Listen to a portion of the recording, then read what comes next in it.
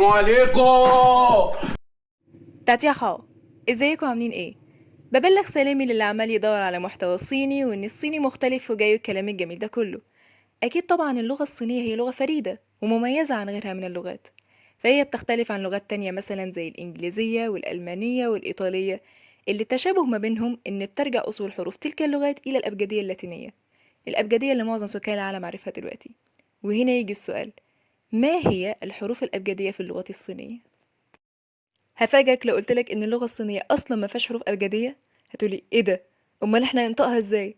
هقولك ان الرموز اللي قدامك دي بيحكم نطقها حاجة اسمها نظام البينين، ونظام البينين ده هو عبارة عن نظام لكتابة اللغة الصينية باستخدام الحروف الابجدية اللاتينية. باختصار كده، هي عبارة عن مقاطع صوتية مكتوبة باللغة اللاتينية عشان تسهل علينا احنا اللي بنتعلم صيني ننطق الرموز اللي قدامنا دي. وهنا تعالوا نشوف سوا جدول المقاطع الصوتية في اللغة الصينية، او زي ما بيتقال عليه جدول البينين. هتقولي ايه ده؟ هو احنا نبتديها كده؟ اتفضلي الجدول بتاعك ده يا استاذ، احنا بنشحتش. هقولك اتقل وانا هفهمها لك بمثال بسيط جدا. المثال اللي قدامنا على كلمة مرحبا اللي هي بالصينية نيخا، الرمز بتاعها المكتوب ده هو اللي احنا بنشوفه، وتحته ده بقى هو المقطع الصوتي اللي بيوضح لنا ننطقه ازاي، وهو ده عبارة عن نظام البينين. هتيجي تسألني وتقولي ايه هما العلامتين اللي متشاور عليهم دول؟